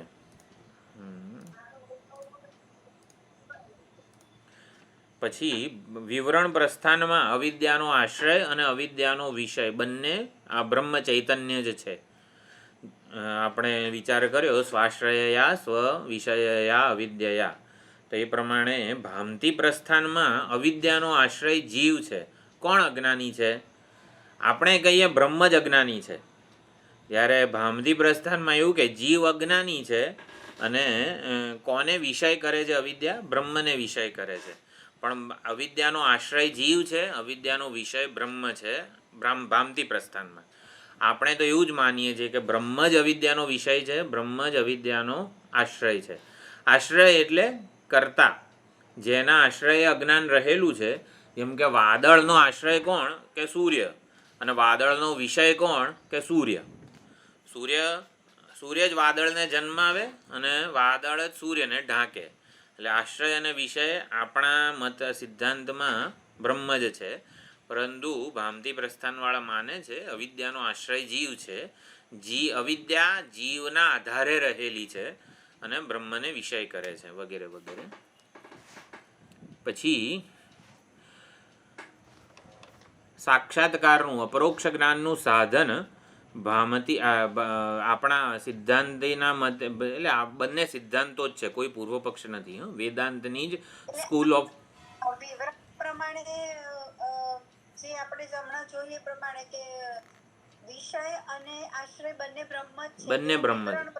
હા, વિવરણ આપણા આચાર્યો એ મતને અનુસરે છે. ભામતી પ્રસ્થાન પણ આપણા જ આમ ટૂંકમાં એ વેદાંતનો પૂર્વ પક્ષ નથી, સિદ્ધાંત જ છે. પરંતુ થોડીક જુદી વિચારણા છે એમાં.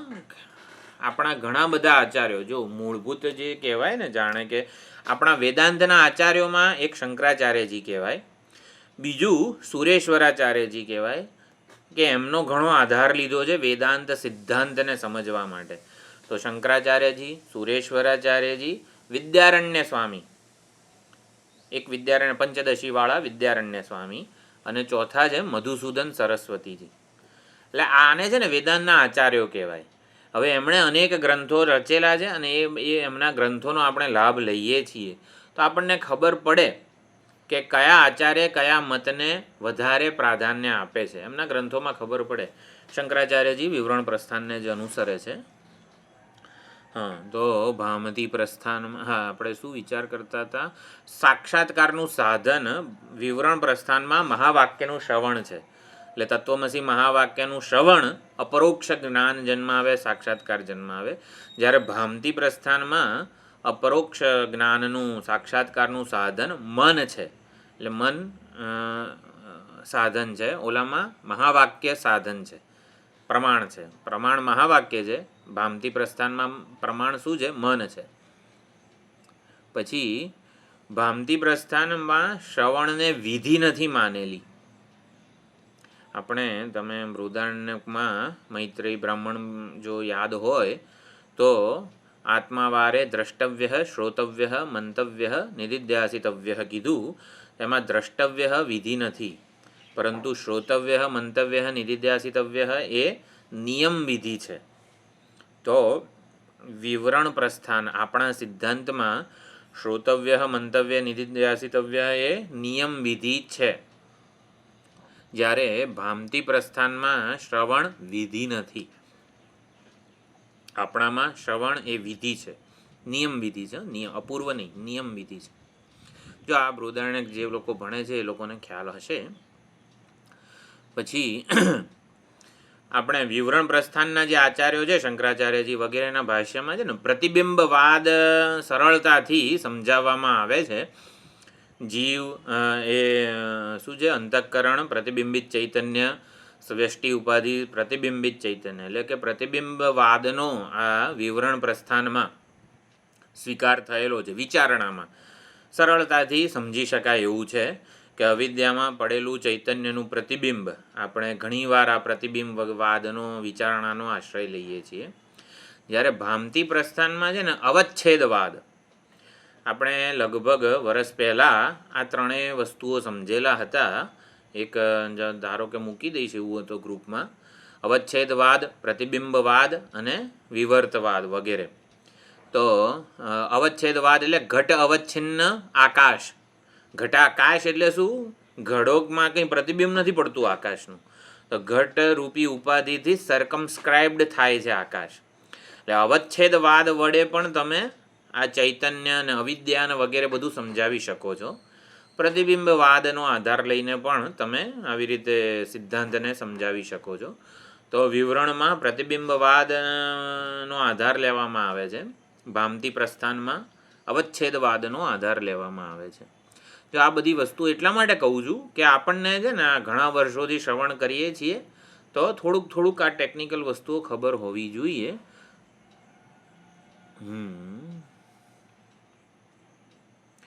શ્રવણ વિધિ, નિયમ વિધિ, પ્રતિબિંબવાદનો સ્વીકાર છે, બરાબર. એટલે આટલું થોડુંક અવિદ્યા વિશે. જો અવિદ્યાની આવી ચર્ચા બીજા કોઈ આપણને જગ્યાએ જોવા મળતી નથી. એટલે અવિદ્યા અજ્ઞાન કાળે, વ્યવહાર કાળે જ આવી રીતે બધાનું કારણ અજ્ઞાન છે. જે કંઈ આ દેહ કેમ છે તો કે પહેલાં કર્મો કર્યા હતા. એટલે તો કર્મો કેમ કર્યા હતા? એ વખતે દેહ હતો. તો એ દેહ કેને લીધે આવ્યો? કે પહેલો દેહ કે પહેલું કર્મ, કે બંને સાથે કલ્પાયા છે. પહેલું મરઘી કે પહેલું ઈંડું?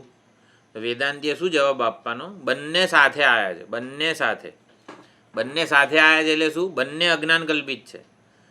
જો બંને સાથે છે એટલે કે આપણે ઉત્પત્તિ સાચી છે એવું સમજવા માટે વેદાંત નથી. બંને અજ્ઞાન કલ્પિત છે માટે કીધું બંને સાથે આવ્યા છે. આપણને કોઈ ગોટલી પહેલાં આવી કે આંબો પહેલાં આવ્યો? બ્રહ્માજીને પૂછવા ગયા બધા. શું પૂછવા ગયા? તો ભગવાન તમે ગોટલીનું સર્જન પહેલાં કર્યું કે આંબાનું સર્જન કર્યું પહેલાં? તો બ્રહ્માજી શું કહે? બંને મારી સાથે જ કલ્પાયેલા છે. હું જ આવી રીતે નારાયણની નાભિકમળમાંથી આવ્યો છું, કલ્પાયેલો છું. એટલે વ્યવહારમાં બધાનું કારણ અજ્ઞાન છે. છેલ્લું કારણ, અંતિમ કારણ, કે અજ્ઞાનને લીધે જ એ બધું કલ્પાયું છે. જેમ સ્વપ્નમાં પિતા અને પુત્ર આવી રીતે જતા હોય દર્શન કરવા મંદિરે, તો પિતા જે છે થોડો વધારે ઉંમરવાળા હોય ને, અને પુત્ર થોડીક ઓછી ઉંમરનો હોય. પિતા અને પુત્ર વચ્ચે ઉંમરનો ભેદ તો હોય ને. સ્વપ્નમાં પિતા અને પુત્ર વચ્ચે ઉંમરનો ભેદ હોય કે નહીં? એટલે બંને સાથે જ કલ્પાય. બંને સાથે કલ્પાય. સાથે જ જન્મે બે. દાદા, જો પિતા પુત્ર જવા દો, ચલો દાદા અને પૌત્ર વચ્ચે તો ઉંમરનો ભેદ હોય ને સ્વપ્નમાં. પેલા દાદા આયા કે પેલા પુત્ર આવ્યો સ્વપ્નમાં? પૌત્ર આવ્યો? સાથે જ હે? બંને સાથે આવ્યા. સાથે હા, બંને અજ્ઞાન કલ્પિત છે. એટલે પહેલા દાદા ને પછી પૌત્ર એવું બધું નથી સ્વપ્નમાં. એટલે પેલા મરઘી કે પેલા ઈંડું નહીં, બંને અજ્ઞાન કલ્પિત છે, બંને એક સાથે કલ્પાયા છે. એટલે કાર્ય કારણની પરંપરા છેવટે અજ્ઞાન કલ્પિત જ છે. એટલે વ્યવહારમાં બધાનું કારણ અજ્ઞાન છે. અજ્ઞાન દ્વારા જ બધું જન્મેલું છે. અને જ્ઞાન કાળે અજ્ઞાનની શું હાલત હોય છે? તો જ્ઞાન કાળે અજ્ઞાનની પ્રતીતિ કેવી હોય? અજ્ઞાન ક્યારેય નહોતું, ક્યારેય નહીં હોય અને અત્યારે પણ નથી. નાસ્તિ નાસિત. હાજી, બાધિત થઈ જાય એટલે કેવું હોય? અલા હું જ વળી પિતા પૌત્ર અને દાદા ક્યાં હતા જ ક્યાં વળી એમ, મારાથી જુદું તો કશું હતું જ નહીં. સ્વપ્નમાંથી ઉઠીએ ત્યારે કેવું જ્ઞાન થાય? કલ્પાયેલું ક્યારેય નહોતો, ક્યારેય નહીં હોય અને અત્યારે જણાઈ રહ્યું છે ને ત્યારેય નથી. એટલે જ્ઞાન કાળે અજ્ઞાનની પ્રતીતિ કેવી હોય છે? નાસ્તિ એટલે નથી, ન આસિત ક્યારેય નહોતું, ન ભવિષ્યતિ ક્યારેય નહીં હોય. નાસ્તિ નાસિત ભવિષ્યતિ એ પ્રમાણે. હા, પૂછવું છે? ના ના, તો પેલું આપણે દક્ષિણામૂર્તિ સ્તોત્રમાં આવે છે ને કે પ્રબોધ સમય હા, સ્વાત્માનમેવાદ્વયમ. યસ સાક્ષાત કુરુતે પ્રબોધ સમયે સ્વાત્માનમેવાદ્વયમ. બરોબર. એટલે કશું જ મારાથી જુદું નહોતું. હું જેને જુદું મારા ઈશ્વરને જગતને માનતો તો હકીકતમાં એક અધિષ્ઠાન ચૈતન્ય છું એવું સાક્ષાત્કાર થાય છે. અજ્ઞાન જેવી કોઈ વસ્તુ નથી. જેવો યક્ષ તેવો બલિ, જેવું અજ્ઞાન એવું તત્વજ્ઞાન. એટલે આ પ્રમાણે અજ્ઞાન વિષયક આટલી સુંદર ચર્ચા થઈ. અને અજ્ઞાન જે આપણામાં ભ્રમ જન્માવે છે, અવિદ્યા પરિકલ્પિતૈ એવ સાધનૈ ઇષ્ટપ્રાપ્તિમ વગેરે મન્યમાન કીધું. પછી શું આવ્યું? હા, મોક્ષાર્થમ અલભમાન. મોક્ષ પુરુષાર્થ જે છે એને અલભમાન એટલે એનો પ્રાપ્ત, એટલે મોક્ષ કે દસમાને પોતાનાથી જુદો માને છે, અપ્રાપ્ત માને છે, હજી મારે દસમાની શોધ કરવાની જેવું માને છે. એટલે પૂર્ણતા હજુ અપ્રાપ્ત છે, સુખ અપ્રાપ્ત છે. તો પછી કરે છે શું? આવી રીતે પ્રયત્ન કરે તો મકરાદિભિ ઇવ રાગાદિભિ ઇતસ્તતઃ સમાકૃષ્યમાણ. તો રાગરૂપી મગરો વડે અહીં ને તહીં એ ફંગોળાય છે. તો રાગરૂપી મગર એટલે આપણે ગમે તે કર્મ કરીએ ને તો એમાં આપણને વ્યવસાયાત્મિક આ બુદ્ધિ હોય તો કશું રાગરૂપી મગર વગેરે ન હોય. પરંતુ પોતાને કરતા ભોગતા ઉપાધિ પરિચ્છિન્ન માનીએ તો પછી જે કર્મ કરીએ ને એનું અભિમાન હોય. મેં આ કર્યું વળી તમે કોણ મને કહેવાવાળા, એમ કરીને ભાઈ સામેવાળા માટે કંઈક ને કંઈક અભિપ્રાય જન્મે.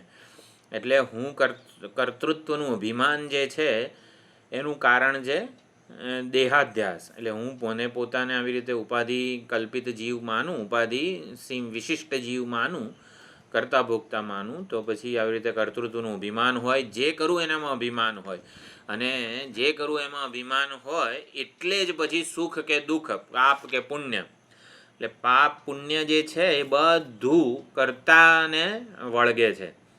એટલે સત્કર્મો કે આવી રીતે કુકર્મો જે કંઈ પણ હોય એ અભિમાનીને વળગે. અભિમાન ના હોય ને તો સત્કર્મો કે કુકર્મ કશું ફળ જ ના જન્મે. પાપ પુણ્ય જ જન્મે નહીં. પાપ પુણ્ય જન્મે છે કારણ કે કર્તૃત્વનું અભિમાન છે. એટલે કર્તૃત્વનું અભિમાન હોય તો પછી કર્મફળ જન્મે. કર્મફળ જે છે એમાં માટે મને કંઈક અભિપ્રાય હોય જ, કાં સફળતા કાં નિષ્ફળતા, કાં સુખ કાં દુઃખ. એટલે સુખ માટે રાગ જન્મે, દુઃખ માટે દ્વેષ જન્મે, સફળતા માટે ફરીથી પાછી વધારે સફળતા પ્રાપ્ત કરવાનો લોભ જન્મે, અને જો નિષ્ફળતા મળે તો ક્રોધ જન્મે.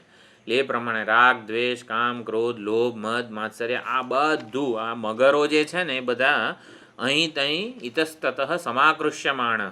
એટલે મગરો જે છે ને અહીં ને તહીં એ કર્તાને છે ને, એક મગર છે રાગરૂપી મગર કર્તાને આમ ફંગોળે તો બીજી બાજુ ક્રોધરૂપી મગર એ જ કરતાને ઓલી બાજુ ફંગોળે, પછી પાછો ઓલો લોભરૂપી મગર એને આમ ફંગોળે. એટલે આ બધા મગરો ભેગા થાય, પોતાને કરતા ભોગતા માનીએ તો આ બધા ધંધા થાય. એટલે અહીંયા લખ્યું આવી રીતે શું કરવાનું છે? રાગાદિભિ મકરાદિભિ. પોતાને પાપી પુણ્યશાળી કરતા ભોગતા બધું માનીએ એટલે બીજું શરીર ધારણ કરવું પડે અને જે કર્મફળ પ્રમાણે ગતિ વગેરે પ્રાપ્ત થાય. એટલે પરિચ્છિન્નતાથી છૂટી ન શકાય. રાગરૂપી મગર ફંગોળે એક બાજુ ફેંકે ત્યારે માણસ પોતાને કરતા ભોગતા માનીને જ બીજું કર્મ કરવાનો છે. એટલે કે પોતાના વિશેની જે માન્યતાઓ છે ને એનાથી છૂટવાનો આ રાગદ્વેષ વગેરે મગરો જે છે ને એ અવસર પ્રદાન કરતા નથી. ફંગોળવામાં જ બિઝી રાખે છે જીવને. જીવને જરા પણ વિચારવા દેતા નથી. એટલે આ ફંગોળાયો કોના લીધે? મગરને લીધે ફંગોળાયો કે મારી માન્યતાને લીધે ફંગોળાયો? એટલે કે હું કરતા ભોગતા છું એ માન્યતાને ક્વેશ્ચન કરવાનો, પડકારવાનો સમય જ આપતા નથી આ મગરો.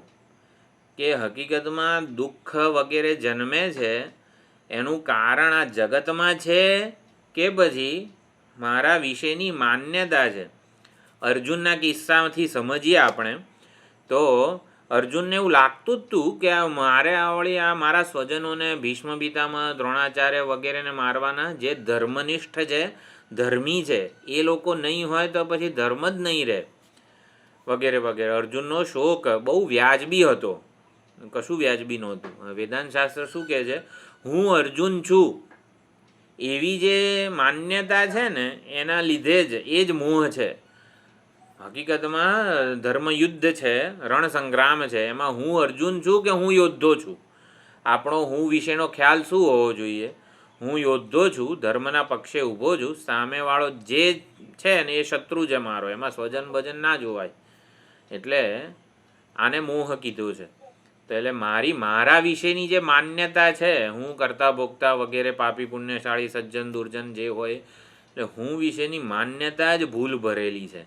એટલે એ હું વિશેની માન્યતાને આધારે આ પાપ પુણ્ય સુખ દુઃખ રહેલા છે એવું સમજવા જ દેતું નથી અજ્ઞાન. એટલે મકરાદિભિ સમાકૃષ્યમાણ એવું કીધેલું છે. સત્કર્મો કરવાથી સુખ મળે અને આવી રીતે સુખ દુઃખ મળતા જ રહે છે.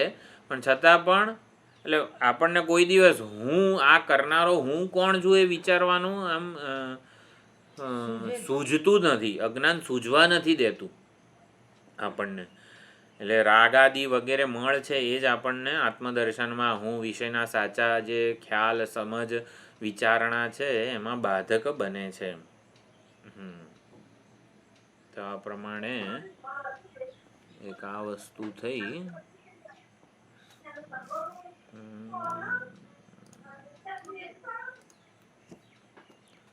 બ્રહ્મજ્ઞાન. તો હવે આગળનું સમાકૃષ્યમાણ પછી સુરનર તિર્યગાદિ પ્રભેદ ભેદિત નાના યોનિષુ સંચરન. અને એને લીધે આ રાગદ્વેષ કરતા ભોગતા જ માનીને કર્મો કરીએ એટલા માટે શું થાય? આ બધું સુર નર તિર્યગ આદિ અનેક ભેદ પ્રભેદ નાના યોનિષુ સંચરન. અનેક પ્રકારના જે પ્રકારે કર્મો કર્યા હોય એ પ્રમાણે એના ફળ ભોગવવા માટે તે યોનિમાં જવું પડે. સુર નર તિર્યક તો એ પ્રમાણે અનેક સત્કર્મોનું જો બાહુલ્ય હોય તો દેવ યોનિ મળે. સત્કર્મોનું બાહુલ્ય હોય એટલે સકામ સત્કર્મો. સકામ ભાવે સત્કર્મો કર્યા હોય તો આપણી ઉપાધિ ઉત્કૃષ્ટ બને. આપણી ઉપાધિ ઉત્કૃષ્ટ એટલે કે તમે બહુ લાડુ ખાઈ શકો. જો સકામ ભાવે સત્કર્મો કર્યા હોય તો સ્વર્ગનો જે લાડુ હોય, આહા, એટલો મોટી થાળીમાં મોટો લાડુ હોય, પછી એમાં શું હોય બધું આમ સરસ ઊંઘ આવે લાડુથી કે જે થતો પચી જાય, કોઈ અપચો ના થાય વગેરે. કે તમે ઉત્કૃષ્ટ ભોગતા થાઓ, ઉત્કૃષ્ટ ઉપાધિ હોય સકામ ભાવે સત્કર્મો કરો તો. અને નિષ્કામ ભાવે સત્કર્મો કરો તો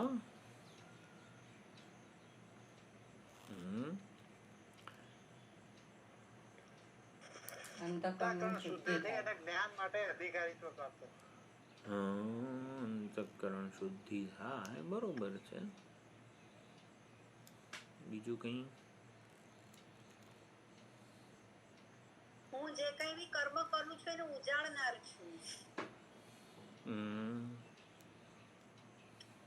અજ્ઞાનની નિવૃત્તિ થાય. તમને દરકાર જ ના હોય એની એ મને બસે કે તે મને કારણ કે તમે આનંદમાં આવો. બરોબર. હા, વાત સાચી છે. નિષ્કામ ભાવે સત્કર્મ કરીએ તો કર્મફળ જ ઉત્પન્ન ન થાય. હા, સ્વરૂપનો અનુભવ થાય. હા, એ આનંદનો કીધું એમણે.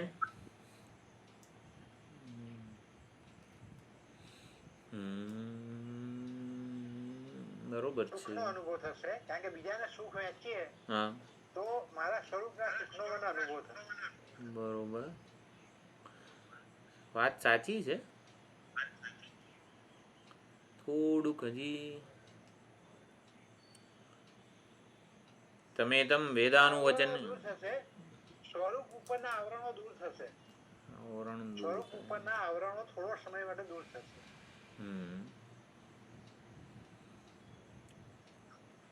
તમેતમ વેદાનુવચનેન બ્રાહ્મણાઃ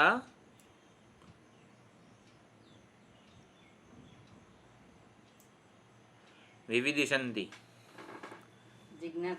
જિજ્ઞાસા જન્મે. હવે જે આનંદ અનુભવાય વગેરે જે કીધું ને, આનંદ અનુભવ આપણે એન એક્ટ ઓફ કાઇન્ડનેસ, કોઈ તરસ્યાને પાણી પાઈએ તો એ હૃદયમાં આમ સંતોષ ઉત્પન્ન થાય છે વગેરે વગેરે. એટલે નિષ્કામ ભાવે સત્કર્મો કરવાથી આનંદ, સંતોષ, સ્વસ્થતા, શાંતિ વગેરે થાય છે. પછી એટલું જ એનું ફળ નથી, એ આનંદ ક્યાંથી આવ્યો વગેરે.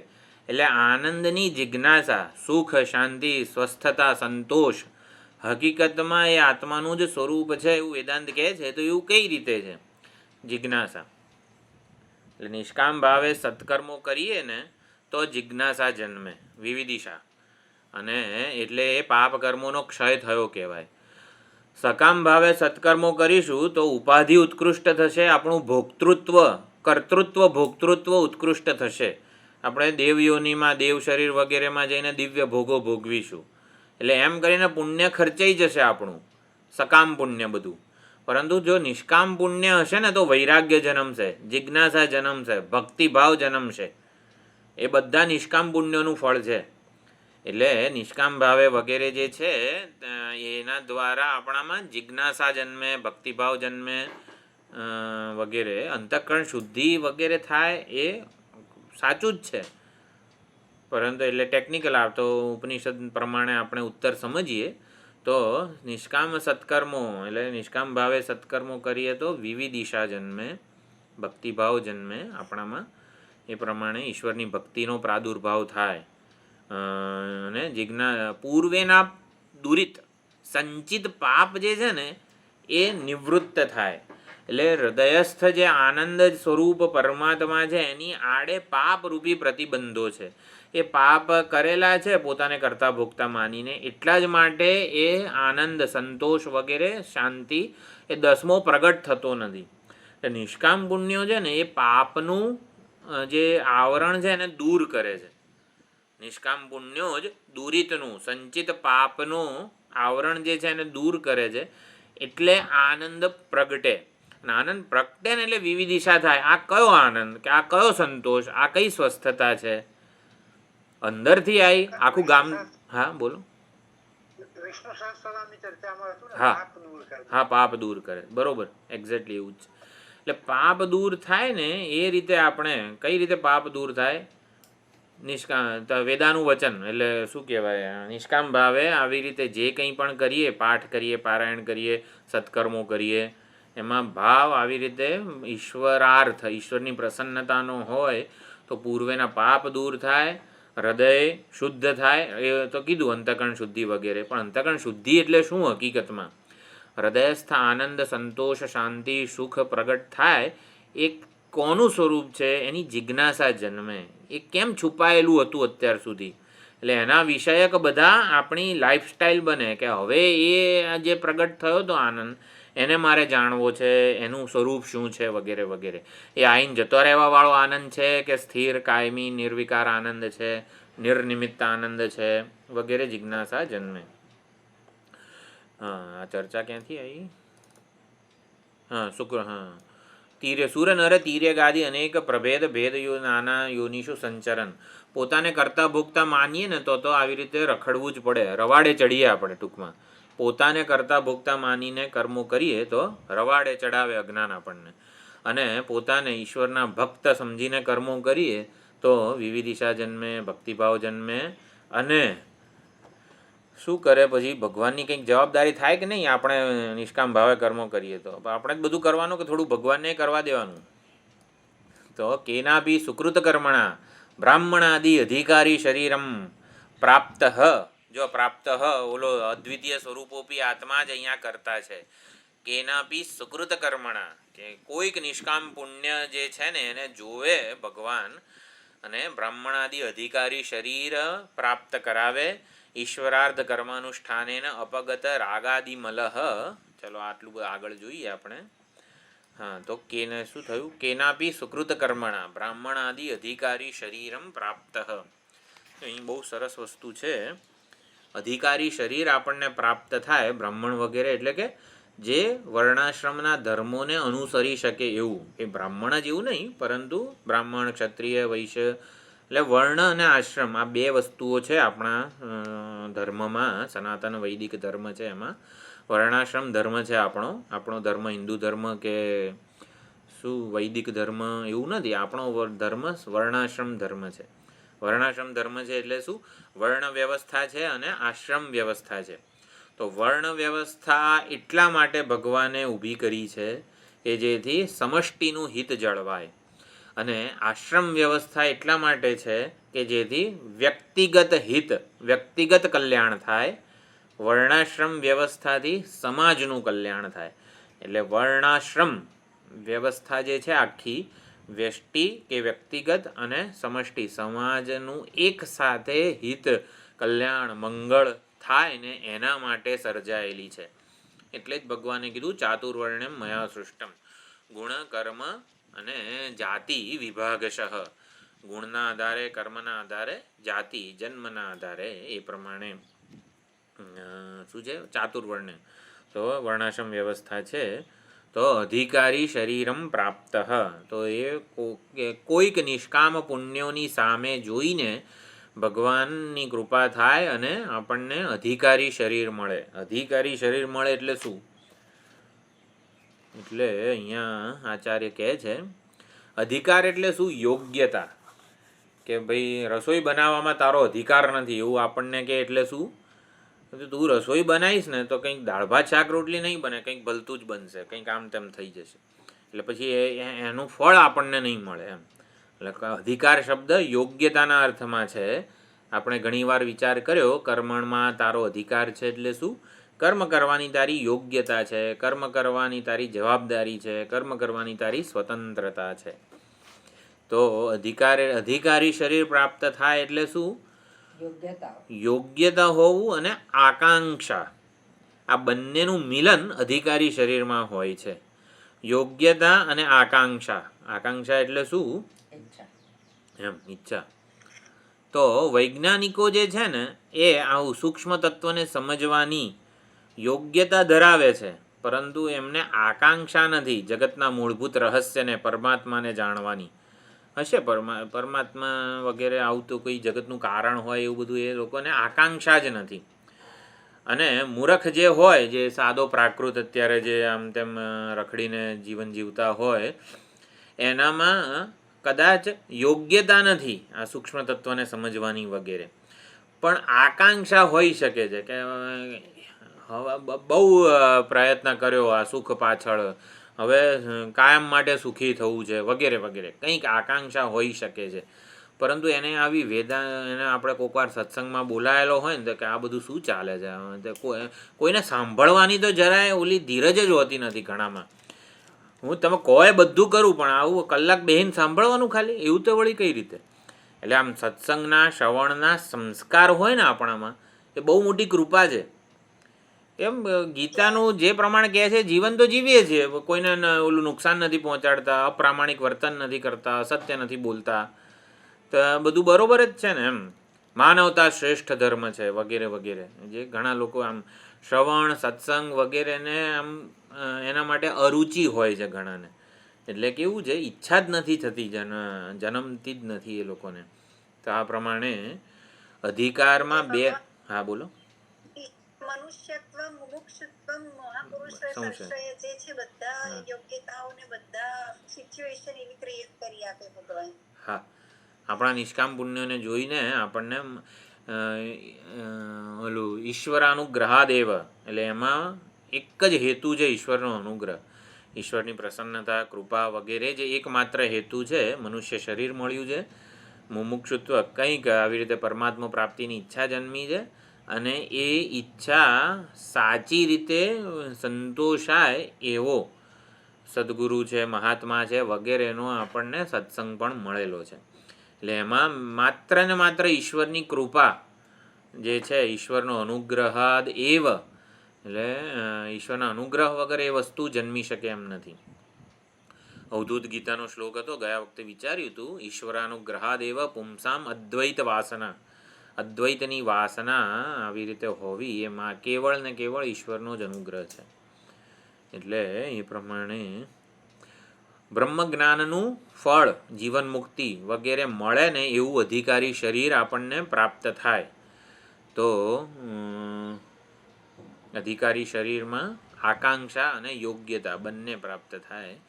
એટલે પૂર્વ નિષ્કામ પુણ્યનો પરિપાક થયેલો હોય તો ઈશ્વર કૃપાથી આપણને એ મળે. અધિકારી શરીર અને પ્રાકૃત શરીર એમાં શું ફરક છે? તો આપણે જે પ્રમાણે બહાર આ શિલ્પકારો, મૂર્તિકારો વગેરે જે છે, જે પથ્થર હોય છે ને એને પ્રાકૃત શરીર કહેવાય, અને દેવસ્થાનમાં જે પ્રાણ પ્રતિષ્ઠિત મૂર્તિ છે એને અધિકારી શરીર કહેવાય. એટલે પથ્થર અને આવી રીતે પ્રાણ પ્રતિષ્ઠિત મૂર્તિ, આટલો ભેદ છે. એટલે અધિકારી શરીર મળ્યું હોય એટલે આટલું સુંદર આપણને બધી જ વસ્તુઓ મળેલી છે. એટલે આપણા કેટલાય નિષ્કામ પુણ્યોના ફળ રૂપે આપણને આ બધું પ્રાપ્ત થયેલું છે. તો હવે અધિકારી શરીર મળે, ઈશ્વરની કૃપા હોય, થોડું ડાપણ આવે, થોડું જે કહેવાય ને એ બધું શાણપણ આવે આપણામાં, તો પછી ડાયા ડમરા થઈ જઈએ આપણે. તો ડાયા ડમરા કેવા હોય? તો એ કહે છે, હા બરાબર લેસન કરે. ઈશ્વરાર્થ કર્માનુષ્ઠાનેન અપગત રાગાદિ મલહ અનિત્યત્વાદિ દર્શનેન ઉત્પન્ન ઇહામૂત્રાર્થ ભોગ વિરાગ. જો ડાયો માણસ કોને કહેવાય? ઈશ્વરાર્થ કર્માનુષ્ઠાન. એટલે ડાપણ કોને કીધું છે આપણું? આપણે કોઈ પણ કંઈ પણ કરીએ એ ઈશ્વરાર્થ હોય, આનાથી ઈશ્વર પ્રસન્ન થાય, ઈશ્વર સંતુષ્ટ થાય, એટલે કે ઈશ્વરની આજ્ઞા સમજીને આપણે કરતા હોઈએ. જ્યાં સુધી મારી ઈચ્છા છે અથવા તો હું ધારું ને એ કરું, અથવા તો એ પ્રમાણે જેને કહેવાય ને કે મારે કરવું છે માટે હું કરું છું. ભાઈ નોકરી વગેરે ધંધો કે જે કંઈ પણ આપણે કરતા હોઈએ એ મારામાં એવી આવડત છે વગેરે વગેરે, કંઈ પણ સત્કર્મો પણ જે કંઈ દાન ધર્મ અમાસ પૂર્ણિમાએ આપણે કરતા હોઈએ, આપણી ઈચ્છાથી જો કરીએ ને તો એ તો અભિમાન જ જન્માવે. એના કરતાં આ જે કંઈ પણ કરીએ છીએ આપણે એ કેવળ કે ને કેવળ ઈશ્વર સંતુષ્ટ થાય, પ્રસન્ન થાય એવી ભાવના હોય. જે કરવાનું છે એ જ કરવાનું છે, પરંતુ ઈશ્વર સંતુષ્ટ થાય, પ્રસન્ન થાય એવી ભાવના હોય. અને જે કંઈ પણ કર્મફળ આવે છે એ ઈશ્વરનો પ્રસાદ છે, ઈશ્વર પાસેથી આવે છે. એ ફળનું પણ ઈશ્વર અર્પણ કરીએ, ફળમાં પણ માલિકી ભાવના હોય, ફળમાં પણ ઈશ્વરને સમર્પિત કરીએ સમષ્ટિને. એટલે શું? ઈશ્વરનો પ્રસાદ છે એવું સમજીએ. ફળનું ઈશ્વર અર્પણ કરવું એટલે શું? ફળ ઈશ્વરને આપી દેવું એટલે શું? માલિકી ભાવ. બરોબર છે, પણ કોઈ પેલો એ નહીં કરવાનો, વાંધા વચકા નહીં પાડવાના. હા, જે કંઈ પરિણામ આવે એટલે પ્રસાદ બુદ્ધિ. સમત્વ બુદ્ધિ, સમત્વમ યોગ ઉચ્યતે. જો એનું ભાષ્ય વગેરે જોઈશું ને આપણે, સમત્વમ યોગ ઉચ્યતે બીજા અધ્યાયમાં કીધું, સુખ દુઃખે સમય કૃત્વા લાભા લાભો જયા નહીં, સમત્વમ યોગ ઉચ્યતે શું છે આગળ? સુખ દુઃખી સમય કૃત્વા લાભાલાભો છે યુદ્ધાયુજસ્વ નૈવમ પાપમ અવાપ્સ્યસી અને સમત્વમ યોગ ઉચ્યતેનો શ્લોક હશે, વાંધો નહીં, ચાલો યાદ નથી આવતો. યુદ્ધ યોગ કર્મબંધમ પ્રહાસે, ચાલો સમત્વ બુદ્ધિ કે પ્રસાદ બુદ્ધિ વગેરે જે છે એ ફળનું ઈશ્વરાર્પણ કરવું એટલે ફળ ઈશ્વર પાસેથી આવે છે, એટલે કે એમાં સમષ્ટિનું કલ્યાણ, બધી જવાબદારી ઈશ્વરની છે. કર્મફળ મને મળે ને ત્યારે જવાબદાર કોણ છે? ઈશ્વર છે એના માટે. એટલે કે ઈશ્વરે સર્વજ્ઞ સર્વશક્તિમાન છે. મારા સમગ્ર ભૂત સમગ્ર ભવિષ્યને ધ્યાનમાં રાખીને, સમગ્ર જીવોના સમગ્ર ભૂત સમગ્ર ભવિષ્યને ધ્યાનમાં રાખીને આ ફળ જન્માવેલું છે, એટલે મારા કલ્યાણ માટે છે. એટલે કર્મ કરતી વખતે પણ ઈશ્વરાર્પણ ભાવના હોય અને કર્મફળ મળે ત્યારે પ્રસાદ બુદ્ધિ હોય તો પછી છે ને આપણને કર્મનું બંધન જે છે વગેરે ન લાગે, એટલે કર્મના બંધનમાં આપણે ફસાઈ ન જઈએ વગેરે. કર્તૃત્વનો આપણે ઘણીવાર વિચાર કર્યો, ઓલી સમુદ્ર મંથન લીલા જે છે, વિષપાન લીલા, કે કર્તૃત્વનો ડાઘો ભગવાનને આપી દઈએ, ભગવાન તમે જ બધું કરો છો, તમે જ બધું કરતા હરતા છો. એટલે કર્તૃત્વ ભગવાનને શોભે છે, ભગવાનને કર્તૃત્વરૂપી માયાનો ડાઘો જે છે ને એ શોભે છે, એ નીલકંઠ કહેવાય છે, અને એમની શોભામાં બધી એ કર્તૃત્વને પચાવી જાણે છે. એટલે કર્તૃત્વરૂપી જે છે એ ભગવાનને આપી દઈએ વિષ, માયા વગેરે, અને આપણે પછી જે છે આ વિષ જે છે એનાથી બચી જઈએ છીએ, આપણને અમૃતનો લાભ મળે. એટલે સ્વામીજી કહેતા પેલા ચોથા અધ્યાયમાં કે કર્મ બંધનકારક નથી, એના પર કર્તૃત્વનો જે ભાવ છે એ બંધનકારક છે. હા, એટલે વ્યષ્ટિ અહંકાર આપણે જે કરીએ છીએ, કર્મો બોલીએ ચાલીએ વગેરે, લૌકિક કે વૈદિક, એનું જે કર્તૃત્વ જે આપણે પચાવી શકવાના જ નથી, એટલા માટે એ ભગવાનને આપી દઈએ. એ કર્તૃત્વ બંધન રૂપ છે વ્યષ્ટિ અહંકાર માટે, પણ એ જ કર્તૃત્વ સમષ્ટિ અહંકાર માટે બંધન રૂપ નથી, એ એની શોભામાં અભિવૃદ્ધિ કરે છે. એટલે હું કરનાર છું, હું કર્મ કરું છું એવું જે અભિમાન છે એ આપણને ના શોભે, પણ ભગવાનને શોભે છે. એટલે ભગવાનને કહેવાનું, ભગવાન તમે જ બધું કરો છો એમ. એટલે આ જે ઉપનિષદમાં આવશે કસ્મૈ દેવાય હવિષા વિધેમાં, એટલે કોને, એટલે કર્તૃત્વ જે છે એ જ આપણે સમર્પિત કરવાનું છે. તો ઈશ્વરાર્થ કર્મ કરીએ એટલે રાગ દ્વેષ વગેરે જે છે એ આવી રીતે સમાપ્ત થાય. રાગ અને દ્વેષ વગેરે નિષ્કામ ભાવનાથી સમાપ્ત થાય. આપણો પોતાનો કોઈ આગ્રહ, એજન્ડા, માન્યતા ન હોય. નિષ્કામ ભાવે શું હોય? ઈશ્વરની આજ્ઞા છે અને ઈશ્વરની પ્રસન્નતા માટે કરીએ છીએ, ઈશ્વરના જે સામર્થ્યથી કરીએ છીએ. એટલે આપણી પોતાની કોઈ વ્યક્તિગત, જેને કહેવાય ને વહેરો આંતરો નથી હોતો. નિષ્કામ ભાવનાથી કર્મ કરીએ ત્યારે આપણા વહેરા આંતરા વગરનું એ ભાવ હોય છે. એટલા માટે રાગ દ્વેષ વગેરે વહેરા આંતરાનું જ પરિણામ છે. વહેરો આંતરો ના હોય તો પછી રાગ દ્વેષ પણ ના હોય. એટલે એ પ્રમાણે આપણે અંતઃકરણ શુદ્ધ થાય વગેરે. સુંદર ચર્ચા છે. અધિકારી શરીર, પછી વૈરાગ્યની પણ સુંદર ચર્ચા છે, વૈરાગ્ય કઈ રીતે જન્મે, અને પછી આચાર્યની ઉપસત્તિ, એટલે એ પણ છે, આવતી વખતે જોઈશું. બીજું કંઈ બહુ સુંદર બધી ચર્ચા આ વાક્યમાં થઈ રહી છે. સંબંધ ભાષ્ય થોડું લાંબુ છે, એટલે આ ચર્ચા થાય પછી ઘણા બધા ઉદ્ધરણો છે ભાષ્યમાં, એ પણ જોઈશું. ઓમ પૂર્ણમદ પૂર્ણમિદમ પૂર્ણાત પૂર્ણમુદચ્યતે પૂર્ણસ્ય પૂર્ણમાદાય પૂર્ણમેવાવશિષ્યતે. ઓમ શાંતિ શાંતિ શાંતિ. હરિ ઓમ શ્રી ગુરુભ્યો નમઃ. હરિ ઓમ.